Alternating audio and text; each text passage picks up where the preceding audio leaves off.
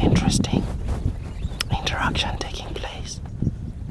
Notice the hippo is resting while the bird, which is the yellow-billed oxpecker, is moving from one hippo to the other, trying to clean them, or rather trying to get rid of the ticks, and maybe cleaning the lacerations or the cuts that the hippos have encountered while maybe fighting or from rocks. The hippo seems undisturbed.